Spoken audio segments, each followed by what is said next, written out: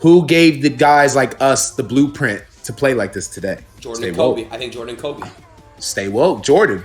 Yeah. Jordan's era was all the people who. All right, I gotta have this talk with you, bro. Talk to me. Talk to me. LeBron or Jordan? Or no comment. You know what's crazy? I want to say this. I saw something about this today, and that made it. It was a very cool point, but it's a different point. I'm trying to see everyone's point about it. Yeah. It said that LeBron's the most talented and gifted player we've ever seen. He's the best player of all time. But the best player of all time, but the greatest player of all time is Michael Jordan. Because of the way he changed the game, and his clutch factor was unbelievable. So I don't know. You know what's funny? I had this conversation before. I don't really know. I mean, it's hard to disrespect the man. He made 7 to 9 finals in a row? Yeah. Come Sorry. on, bro. You're good. But come on, bro. You can't. Can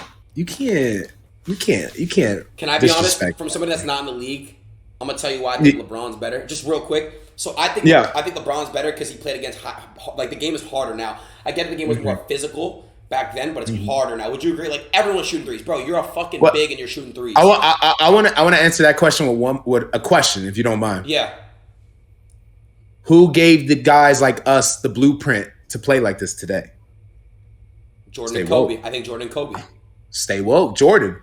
Yeah. Jordan's era was all the people who taught all of us how to play like That's true. You guys all watched Jordan. There's generational talents. Definitely. You know, there's people who do stuff that's never been done. You know, we got Steph Curry's out there. Chucking from 50 feet, yeah. Yeah, you know, like Steph Curry's, bigs are shooting. You know what I'm trying to say? Like, I feel like, you know, there's someone had to set the blueprint for all of us. You know what I'm trying to say? I don't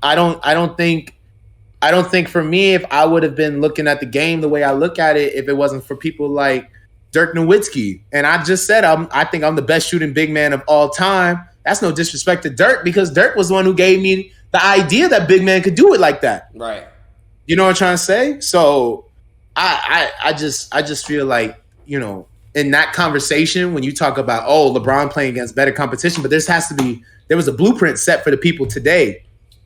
You know what I'm trying 100%. To say? And these dudes came in Jordan's era. You know, the Isaiah Thomases, the Clyde Drexlers, the Hakeem Olajuwons, of course. They all had their own way of like making and making the blueprint, like you just said. I like that. Yeah, even for people like Taco Fall.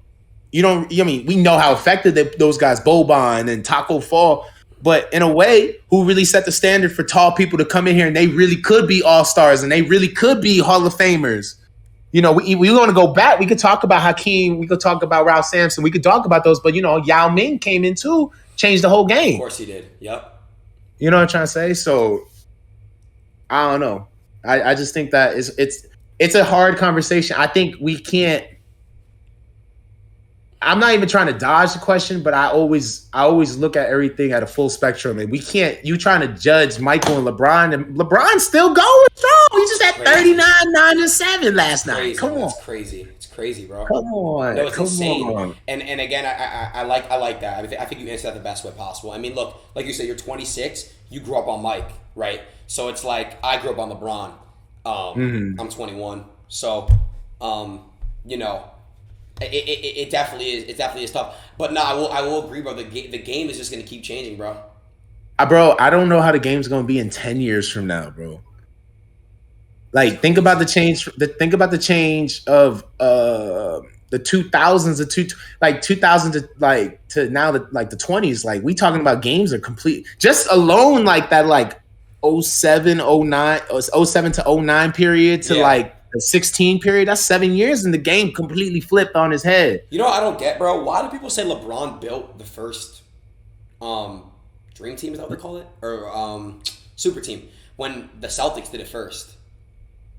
Back in the day. Like, back in the day. Larry Bird, Parrish.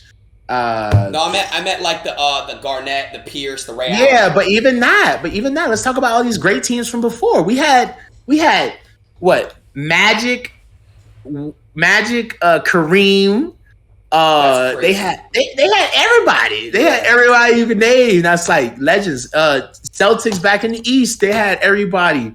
I mean, even you talk about Philly, they had Moses Malone, Daryl. Like, come on, bro, Right. them So teams was crazy. they've literally been I feel like that's been like that. I feel like that's always. I think it was just different because I don't feel like it's. I think it's just because it's like we got social media, so it like made that's it what like it a is. talking topic. You know what I'm trying to say? Because back in the day, they wasn't talking like that. They was just like, No. yo, they made the right moves to get the players they needed to get. No, you're right, bro. I think social media itself is just changing the game. Bro, look at this team, bro. They had what? They had Wilt.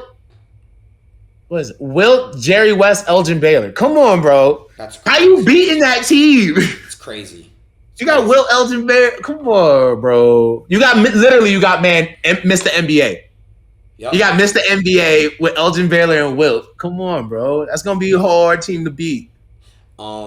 Kat, I have a question. I'm seeing a lot of it. You know, Kobe. Mm-hmm. Did you ever get a chance to like chop it up with Kobe at all, or? Yeah, that was for sure.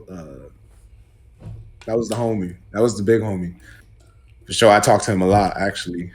Um, we were connected through a mutual person in his security, and it was crazy. It was crazy. I remember the only I got one story I'll tell about Kobe. I remember playing Kobe, and we won the first game. It was of course my rookie year, first game real NBA game is against Kobe Bryant on the farewell tour. Cool Damn. boy. It was the first, and it's at Staples Center, first game of the season, Oh nah. and we went to overtime and won. Oh shit. And then we came here to Minnesota and we played again. And I was like, bro, listen, bro, I'm gonna have to get another win, brother. I'm gonna have to get another win. And we won. And he signed he took the shoes off his feet and he signed it for me and he gave it to me, wrote me a message. He said, you know, you're gonna be great, big dog, like for real, like What the hold it fuck? down. And we talked ever since then, and we've always talked. And then it was just, you know, it was a That's crazy day. crazy. It was a crazy day because we were mutual. Remember, our mutual friend is his security, head of security. He's been with him through all the rings, every ring. He was with him, and he's my security person too. But he's more like a mentor to me. And it just it was tragic because I remember we were doing a Call of Duty tournament here. It was a professional league here in Minnesota at the Armory, and it was me, Andrew Wiggins, and Michael B. Jordan, and we were doing media because we were about to go and play the game. And Which Call of Duty was it? Do you know? Black Ops, the last one. It's trash. I don't remember. I just know I was good. I was balling in that game, and the news dropped while we were doing media before playing, and we all was hurt. I remember Michael B. Jordan was crying and everything, and it hurt us all. It hurt us all a lot, and I remember my first thought was like my first thought was, please don't let his daughter be in there. Damn, bro. My second thought was, I hope my mentor, his boy, wasn't in the helicopter with him. Right. But I was hurt, bro. I ain't moved that whole day. I just remember coming here to the house and just mostly looking at the wall, just kind of really, you know. And it was like for us, it was like our MJ dying.